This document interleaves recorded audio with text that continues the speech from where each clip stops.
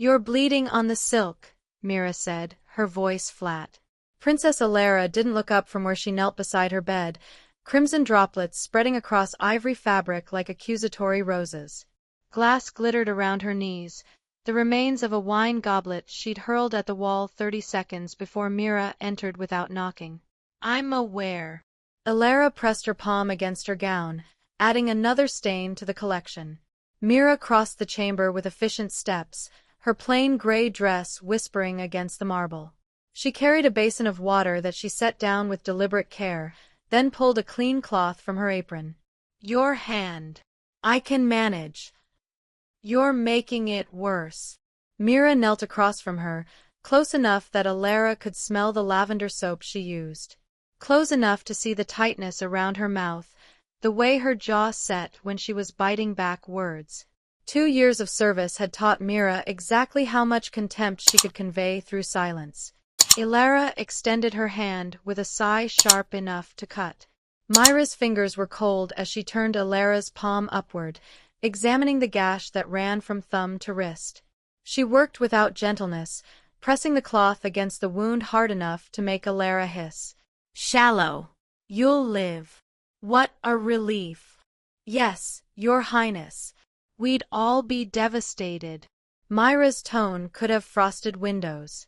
She wrapped the hand with quick, practiced movements, her touch clinical, impersonal. As if Elara were a task to be completed rather than a person. As if she hadn't once. No. Elara pushed the thought away, bit down on the inside of her cheek until she tasted copper. Mira tied off the bandage and sat back on her heels. The wine is in the tapestry. I'll need solvent. Then get it. The Queen won't be pleased. That tapestry is Varithian. 300 years old. I don't care about the tapestry. You never care about anything. Mira stood, gathering the bloodied cloth and broken glass with movements that managed to convey exactly what she thought of princesses who destroyed priceless artifacts at dawn. Must be pleasant. Elara's fingers curled into fists, the fresh bandage already spotting red. You forget yourself. Do I? Mira met her gaze for the first time since entering, and something flickered in those dark eyes, something that looked like it might burn if given air. Forgive me, Your Highness. I keep forgetting my place. The words hung between them, weighted with 6 months of careful distance. 6 months since Elara had made certain Mira understood exactly where that place was. Before I tell you what she said next, subscribe to Erotica and comment where you're watching from. At least you're consistent, Elara said, rising to her feet. Her gown clung to her legs where wine had soaked through, cold and uncomfortable. Martyrdom suits you. And cruelty suits you. Mira turned toward the window, checking the angle of sunlight. Though you'll need to change it for your performance today. Her Majesty requested your presence at breakfast. Something about duty. The words struck like a slap. Elara felt her breath catch, that familiar pressure building behind her ribs, the sensation of walls closing in, of silk binding tighter than any rope. Duty. Always duty. 6 months ago. The memory rose unbidden, Elara sitting on this same floor, in this same position, sobbing so hard she couldn't breathe. The king had just announced her betrothal to Prince Casimir of Rethmore, a political marriage, beneficial to both kingdoms, absolutely necessary. She remembered the way the court had applauded, the way her mother had smiled, the way her father hadn't met her eyes. And Mira had found her here, hours later, after the celebration ended and the palace slept. Had sat beside her without speaking, without touching, just there in the darkness. Had offered something that felt dangerously close to understanding. You're stronger than this, Mira had whispered. And Elara, drowning in grief for a future she'd never have, had turned that grief into a blade. What would you know about strength? You scrub chamber pots. She'd watched Mira's face close like a door slamming shut. Watched her stand and curtsy with perfect, poisonous grace. Watched her leave without another word. They hadn't spoken of it since. Hadn't spoken of anything that mattered since. Your Highness. Mira's voice cut through the memory. She stood by the wardrobe now, already pulling out a fresh gown, pale blue, appropriate for breakfast with queens and mothers and jailers. You're needed. Elara swallowed against the tightness in her throat. How convenient. Being needed. Most people would consider it a privilege. Most people aren't livestock being led to slaughter. Mira's hands stilled on the fabric. The prince is reportedly kind. Educated. He keeps birds. How delightful. I've always wanted to marry an aviary. Elara crossed to the vanity, catching her reflection in the mirror. Pale skin, dark circles, eyes that looked hunted. She barely recognized herself anymore. Help me undress. Mira approached with the same careful distance she'd maintained for months, her fingers finding the laces at Elara's back. Each pull was efficient, impersonal. They'd done this 1,000 times. It should have meant nothing. It meant everything. Mira. Your Highness. Do you ever? Elara stopped, unsure how to finish. Do you ever wish things were different? Do you ever think about that night? Do you hate me as much as I hate myself? Do I ever what? Mira's breath was warm against Elara's shoulder blade as she loosened the final lace. Nothing. Forget it. The ruined gown pooled at Elara's feet. She stood in her shift, vulnerable in a way that had nothing to do with clothing, and everything to do with the woman behind her who'd once seen her cry and hadn't flinched. Before either could speak again, the door burst open. Queen Celestine swept in like winter itself, her presence dropping the temperature 10 degrees. She wore gray silk and her signature lavender perfume, the scent Elara had learned to associate with disappointment. Her gaze took in the scene with surgical precision. The broken glass, the stained tapestry, her daughter half-dressed and bleeding. Charming, she said. I see you're preparing enthusiastically for your engagement ball. Elara felt Mira step back, melting into the background the way good servants did. Invisible unless needed. It made something in Elara's chest twist painfully. Mother. The ball is in 3 days, Elara. 3 days to convince the kingdom that you're a radiant bride-to-be, thrilled to unite our houses. The queen circled the room, her fingers trailing over furniture, assessing damage. 3 days to learn to smile like you mean it. And if I can't, then you'll smile anyway. Her mother stopped in front of her, close enough that Elara could see the fine lines around her mouth, the hardness that came from decades of sacrificing softness for survival. This is what it means to be royal. We perform. We endure. We do what's necessary. Even if it kills us? Especially then. The queen's expression didn't change, but something flickered in her eyes, something that might have been pity if she allowed herself such weaknesses. Casemir arrives tomorrow for the pre-wedding festivities. You'll greet him with grace. You'll dance with him at the ball. You'll marry him in 2 months, and you'll produce heirs within the year. This is not negotiable. Elara's nails dug crescents into her palms. And if I refuse? Then your father will find other ways to secure the alliance. Ways that don't require your cooperation. The queen glanced toward Mira, who stood frozen by the wardrobe. Ways that might prove unpleasant for those you care about. The threat hung in the air, delicate and poisonous as nightshade. Do we understand each other? Her mother asked. Perfectly. Excellent. The queen moved toward the door, then paused. Wear the sapphire necklace at breakfast. It matches your eyes. And for heaven's sake, fix your hair. You look like you've been ravaged by wolves. The door closed with a soft click that sounded like a cell locking. Silence flooded the chamber. Elara couldn't move, couldn't breathe, couldn't do anything but stand there feeling the walls press closer. 3 days. 72 hours until she smiled for an audience while her life ended. She heard Mira's footsteps, felt the careful drape of the blue gown being lifted.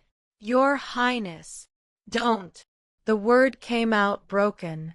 Elara pressed her bandaged hand to her mouth, trying to hold back the sound building in her throat.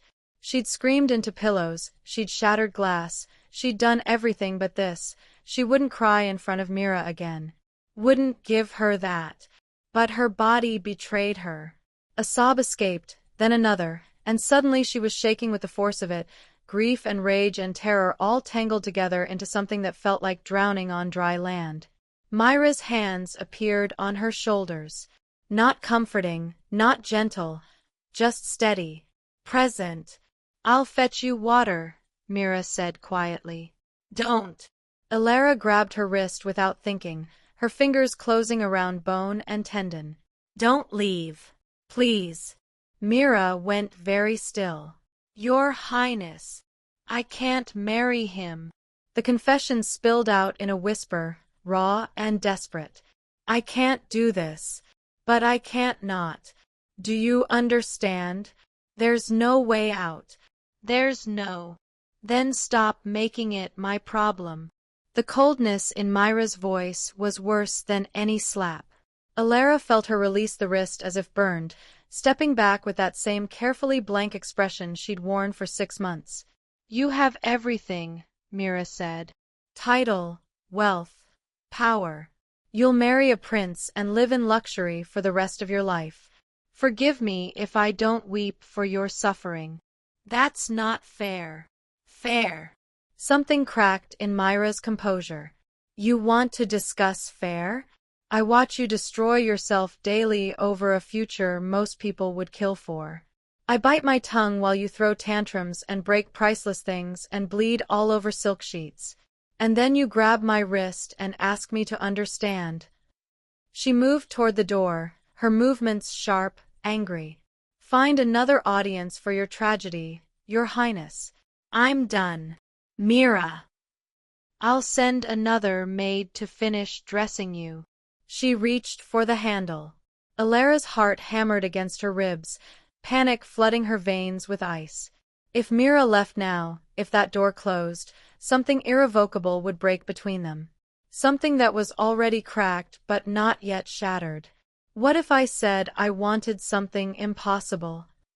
The words escaped before Elara could stop them. Quiet, nearly inaudible, but they landed like thunder in the sudden stillness. Mira froze, her hand on the handle, her back rigid. The silence stretched between them, a wire pulled so tight it could snap or sing. Neither of them moved. Neither of them breathed. Outside the window, dawn broke fully over Aurelian, painting the kingdom gold and merciless. Inside the chamber, 2 women stood suspended in a moment that would change everything or nothing at all. Mira's fingers tightened on the door handle. But she didn't open it. Not yet. The fitting room smelled of cedar and ambition. Elara stood on a circular platform while Cordelia, the royal seamstress, circled her like a predator assessing prey. The old woman had dressed 3 generations of Aurelian royalty, and her fingers moved with the efficiency of someone who'd seen every kind of body, every kind of bride, every kind of lie. "Arms up, Your Highness." Elara obeyed, lifting her arms while waves of ivory silk cascaded down her body. The engagement gown was a masterpiece, seed pearls forming constellations across the bodice, lace so fine it looked like frost, a train that would require 2 attendants to carry. It was beautiful in the way that cages could be beautiful if you didn't think too hard about the bars. Mira stood in the corner, hands folded, face carefully blank. She'd returned to Elara's chambers an hour after their confrontation with another maid in tow, as promised. Had helped dress her in silence. Had accompanied her here without meeting her eyes once. The space between them felt like a wound that wouldn't close. "The waist needs taking in," Cordelia announced, her voice crisp as winter air. She produced pins from nowhere, jabbing them into fabric with casual violence. "You've lost weight, child. Brides are supposed to glow, not fade." How inconsiderate of me. Indeed. Another pin, closer to skin than strictly necessary. Cordelia's sharp eyes flicked to Elara's face, reading something there that made her mouth purse. Nerves are natural. Prince Casimir is reportedly quite handsome. And those birds of his, such dedication to delicate things. A good sign in a husband, I'd say. Elara's jaw tightened. Yes, I'm sure his parrots will be thrilled with our union. Better than some alternatives. Cordelia moved to adjust the neckline, her gnarled fingers surprisingly gentle. She'd been a courtesan before becoming a seamstress, or so the rumors said. Had served in houses where desire was currency and secrets were collected like coins. Though I suppose young women always imagine romance, passion, the kind of longing that poets write about. The words landed like stones in still water, ripples spreading outward. Elara felt heat creep up her neck. I imagine nothing, she said. I accept my duty. How noble. Cordelia stepped back, examining her handiwork with a critical eye. Then her gaze drifted, just for a moment, toward Mira's corner. Though duty and desire rarely share the same bed, in my experience, one must be sacrificed for the other. Silence stretched like pulled thread. Mira, Cordelia said without turning. Come adjust the train. I need to see how it falls.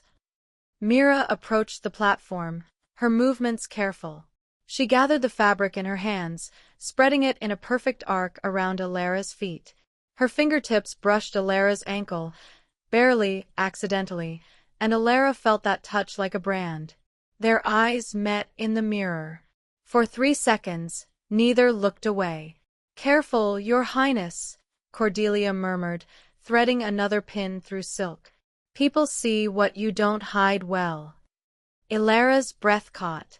She tore her gaze from Mira's reflection, staring instead at her own face, pale, wide-eyed, guilty of something she hadn't even done. I don't know what you mean, she said. Of course not.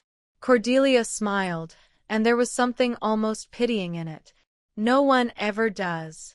Until it's far too late. The fitting continued in tense silence. Pins and adjustments and measurements called out in Cordelia's matter-of-fact voice. When it finally ended, Elara stepped down from the platform with legs that felt unsteady. Cordelia gathered her supplies, then paused at the door. The gown will be ready by tomorrow evening. Try to eat something before then, Your Highness. Fainting at one's own engagement ball sends the wrong message. She left, taking her knowing eyes with her. Elara stood frozen in the middle of the room, still wearing the gown, unable to move. She could feel Mira behind her, could hear her breathing, could sense the question hovering between them like smoke. She knows, Elara whispered. Knows what? Mira's voice was carefully neutral. There's nothing to know. You looked at me. You're the princess. Where else would I look? Don't. Elara turned, and the train tangled around her feet, nearly tripping her. Mira's hands shot out instinctively, steadying her, and suddenly they were close, closer than they'd been since that night 6 months ago. Close enough that Elara could see the gold flecks in Mira's dark eyes, could smell that lavender soap, could feel heat radiating between them like a third presence. Don't lie. Not about this. Mira's fingers tightened on her arms. What do you want me to say? The truth. The truth. Something broke in Mira's carefully controlled expression, something raw and wounded and furious. Fine. You're looking at me strangely. You grabbed my wrist this morning. You said you wanted something impossible. What am I supposed to think, Elara? The use of her name, no title, no formality, hit like lightning. I think, Elara's voice cracked.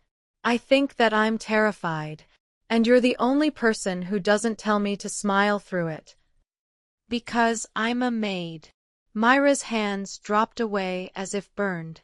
She stepped back, putting safe distance between them again. That's all I am. That's all I can be. You made that very clear. The reminder of that night, of those cruel words, settled over Elara like ash. She wanted to apologize, to explain, to somehow make Mira understand that she'd lashed out because she was drowning and needed someone to drown with her, but the words stuck in her throat like glass. You're right, Elara said instead, and watched something die in Mira's eyes.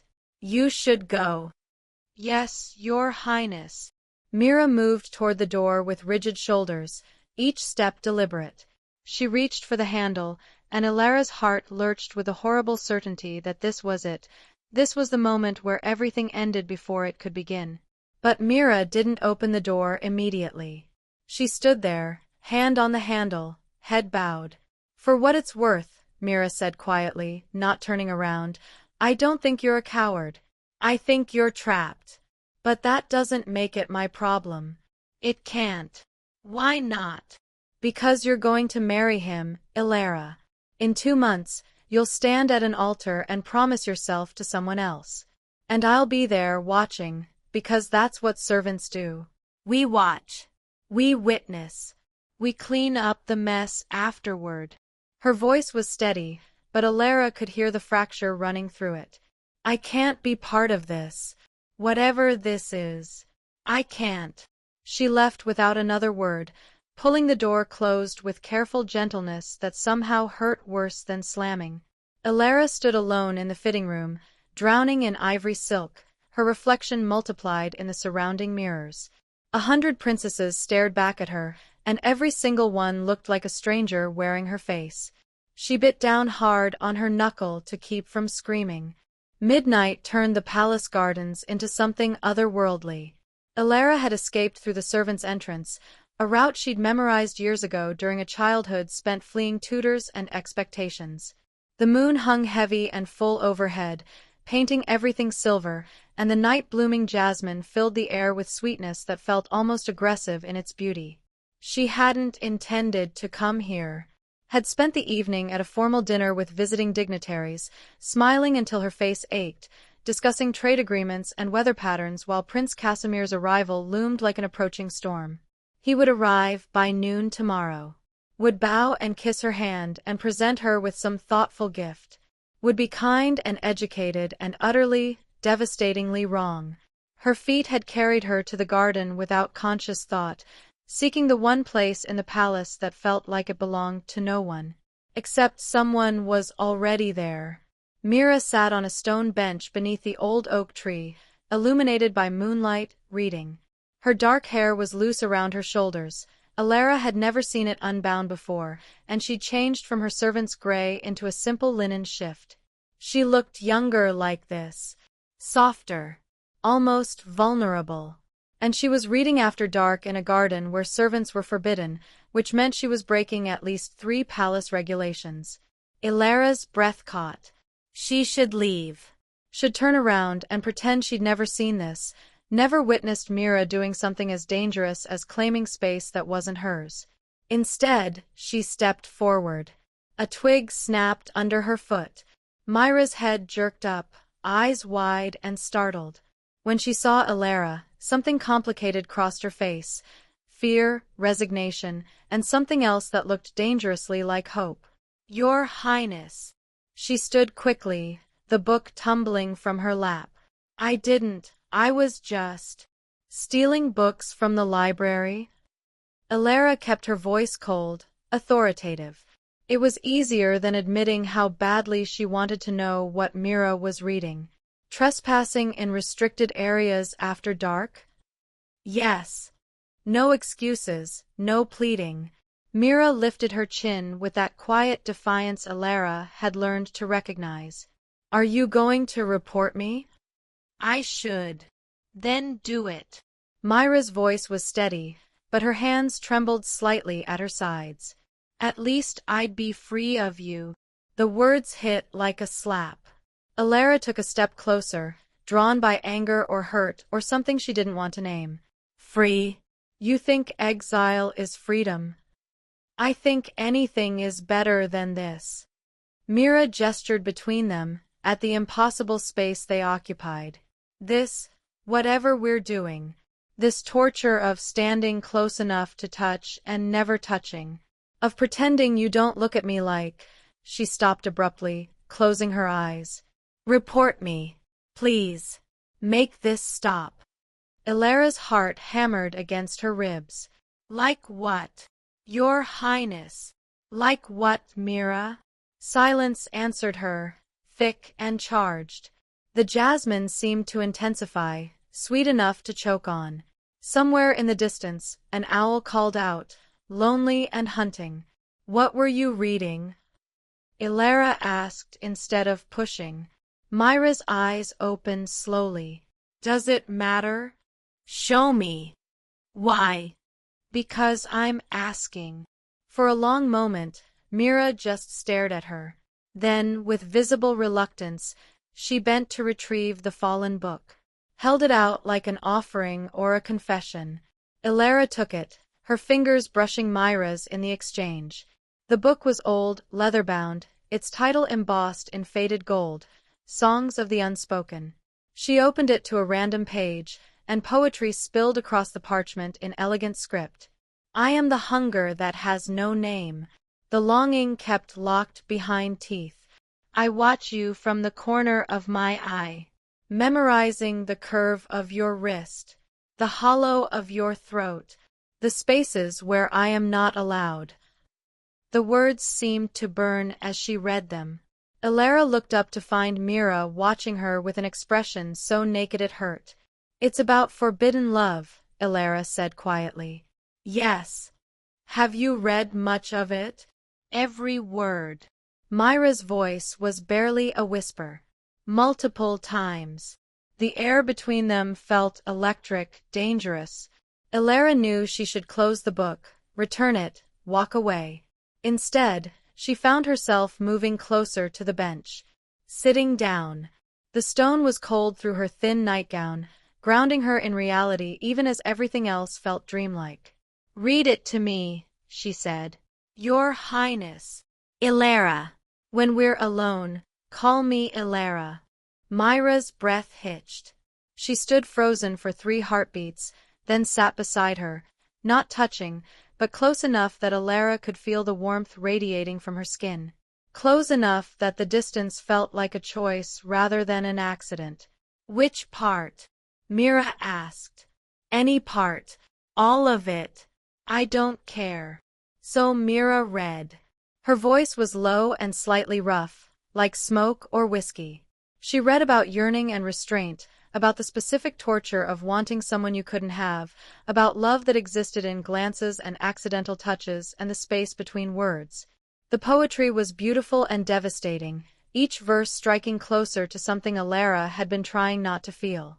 When Mira finished the poem, neither of them moved. The garden held its breath around them, jasmine and moonlight and the weight of everything unspoken. Why this book? Elara asked. Why these poems? Mira was quiet for a long moment. Because they understand. Understand what? What it's like to want something you have no right to want. Mira turned to look at her finally, and Elara saw everything laid bare in those dark eyes, longing and fear and a resignation that made her chest ache. What it's like to love someone who can never love you back. The confession hung between them like a lit fuse. Elara should say something. Should stand up, should establish distance, should remind them both of reality and duty and the impossibility of this moment. Instead, she reached out slowly, giving Mira time to pull away, and touched her hand. Their fingers intertwined, and it felt like falling and flying simultaneously. Who says I can't? Elara whispered. Mira's laugh was broken. Your crown. Your bloodline. Your duty. Your fiancé who arrives tomorrow. She squeezed Elara's hand once, hard, then released it. The entire kingdom says you can't. What if I don't care? You should care. You're the crown princess. You're what? Elara turned fully toward her, close enough now that their knees touched. What are you, Mira? Tell me. Nobody. The word cracked as it left her mouth. I'm nobody, Elara. I scrub floors and fold laundry and disappear when royalty enters the room. That's what I am. That's all I'll ever be. You're the only person in this entire palace who sees me. Elara's voice shook with the force of the admission. The only one who doesn't just see the crown or the duty or the political value. When you look at me, I feel like a person instead of a chess piece. So don't tell me you're nobody. Elara. The voice shattered the moment like dropped glass. Prince Casimir. He stood on the terrace above them, silhouetted against the palace lights, calling her name into the darkness. His voice carried that pleasant, educated tone that made Elara want to scream. Kind. Thoughtful. Looking for his future bride in the middle of the night because he'd arrived early and wanted to surprise her. Perfect, awful timing. Mira stood so quickly she nearly stumbled. You have to go. I don't want to. That doesn't matter. Mira's hands were shaking now, her carefully controlled composure cracking. He's calling for you. He came early. God, Elara, if he finds us here. Elara. Casemir called again, moving along the terrace, peering into the garden shadows. Are you out here? The guards said they saw someone heading toward the oak tree. Panic flooded Elara's veins, cold and clarifying. If Casemir found them together like this, sitting close, hands touching moments before, Mira holding forbidden poetry, it would end everything. Mira would be dismissed, possibly imprisoned, definitely punished for whatever inappropriate relationship his imagination could conjure. Elara stood, smoothing her nightgown with trembling hands. Tomorrow night. The chapel. Midnight. What? Meet me there. Elara grabbed Mira's hand one more time, squeezed it desperately. Please. I need to tell you something. Something I should have said 6 months ago. Elara. There you are. Casemir's voice grew louder, closer. His footsteps descended the terrace steps. I've been looking everywhere. Mira pulled her hand away, taking several steps back into the shadows.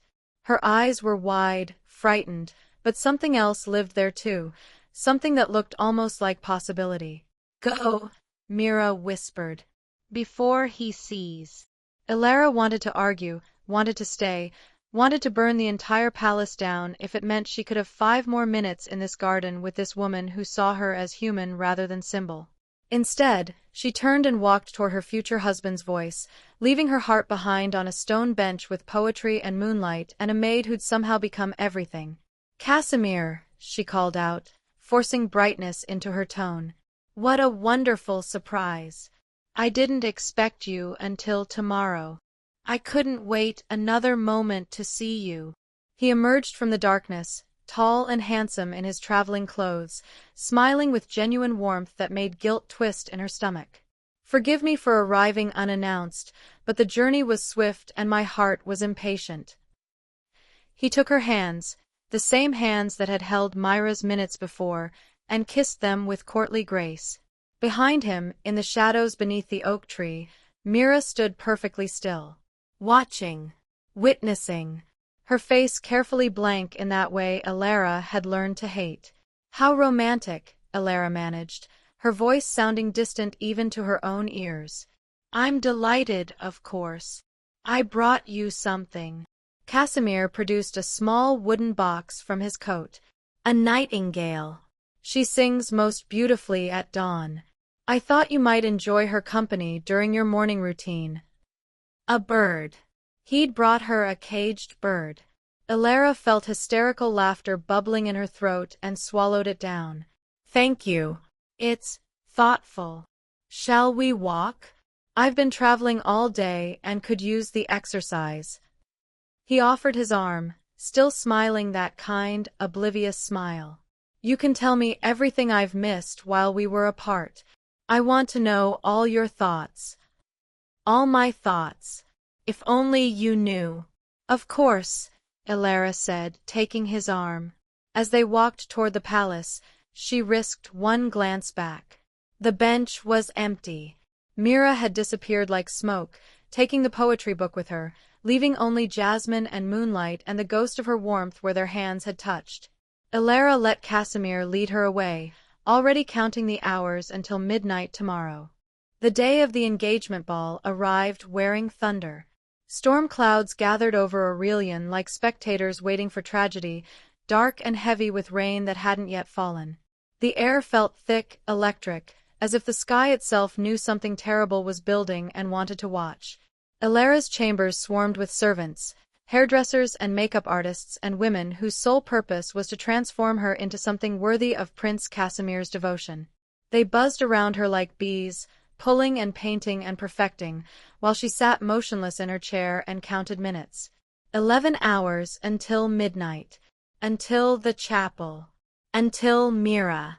She'd barely slept. Had lain awake replaying their conversation in the garden, the way Mira's voice had cracked around the word love, the desperate squeeze of her hand before Casimir's arrival shattered everything. All day, she'd endured breakfast with the prince, he'd talked about migration patterns, a tour of the portrait gallery, he'd commented on her great-grandmother's nose, and an endless succession of nobles congratulating her on a marriage that felt like a noose tightening. Through it all, Mira had been conspicuously absent. Other maids attended Elara, cheerful, efficient girls who smiled and curtsied and knew nothing about forbidden poetry or the specific shade of longing in someone's eyes. They dressed her in undergarments and stockings, prepared her cosmetics, laid out the ivory gown that had been fitted just yesterday. But Mira didn't come. "Where is Mira?" Elara finally asked as a girl named Beth began pinning her hair. "She requested reassignment, Your Highness," Beth said, weaving pearls into dark strands. "Said she felt unwell. The head housekeeper assigned her to the kitchens for the day." Something cold settled in Elara's stomach. The kitchens. Yes, Your Highness. Preparation for tonight's feast. Nothing to worry about. But Elara was worrying. Mira didn't get sick, had worked through fevers and exhaustion without complaint. And requesting reassignment the day before they were supposed to meet? Either she was avoiding Elara, or— The door opened. Mira entered carrying fresh linens, her eyes downcast, her movements stiff. She wore her gray servant's dress and the careful blankness Elara had come to loathe. Other servants made space for her automatically, a choreography they'd all learned through years of service. Their eyes met in the mirror. For one suspended moment, everything else disappeared. The chattering servants, the thunder outside, the ball waiting to swallow them both, none of it existed. Just Mira's face reflected back, and everything Elara needed to say crowding her throat with no way out. Then Mira looked away, and the moment shattered. She moved to the wardrobe with mechanical efficiency, replacing old linens with new, her hands steady and impersonal. She didn't speak. Didn't acknowledge Elara beyond what protocol demanded. Might as well have been a stranger. It took every ounce of Elara's self-control not to dismiss everyone else and demand answers. "Your Highness, if you could tilt your head?" Beth tugged gently at a section of hair. Elara obeyed, watching Mira's reflection as she worked. The other woman kept her back turned, folding fabric with sharp, angry movements that spoke volumes. Something had happened. Something had changed between last night's garden and this morning's deliberate distance. "Mira," Elara said, not caring how it sounded. The room fell silent. Servants exchanged glances, sensing tension they didn't understand. Mira turned slowly, curtsied with perfect precision. "Your Highness, I need you to fetch my sapphire necklace from the jewelry vault." It was a transparent excuse. The necklace was already laid out on the vanity, gleaming blue against white velvet. Everyone in the room could see it. But it would get Mira alone, away from witnesses, even if just for 30 seconds. "The necklace is here, Your Highness," one of the other maids offered helpfully. "The other sapphire necklace," Elara said through gritted teeth. "The one with the Varithian setting. Mira knows which one I mean." Mira's jaw tightened almost imperceptibly. Of course, Your Highness. I'll return shortly. She left, and Elara counted to 20 before standing abruptly. I need a moment. Everyone out. But Your Highness, your hair. Out. The command cracked through the room like a whip. Servants scattered, curtsying and murmuring apologies, until Elara stood alone in her half-prepared glory, hair pinned but not finished, face painted but incomplete, wearing only her undergarments and the weight of everything unsaid. She didn't have much time. Elara slipped into the corridor, ignoring protocol, not caring that princesses didn't chase servants through palace hallways. She found Mira 3 turns away, standing perfectly still in an empty corridor, not moving toward the jewelry vault, not moving anywhere. Just standing there with her back against the wall, eyes closed, breathing like she'd been running. Mira! Mira's eyes opened. You shouldn't be here. Neither should you. The jewelry vault is the opposite direction. I know. They stared at each other across 10 feet of marble floor. Thunder rumbled outside, closer now, and the corridor's windows flashed with lightning that painted everything in stark white and shadow. Were you going to come? Elara asked. Tonight. Midnight. Were you planning to come to the chapel? I don't know. That's not an answer.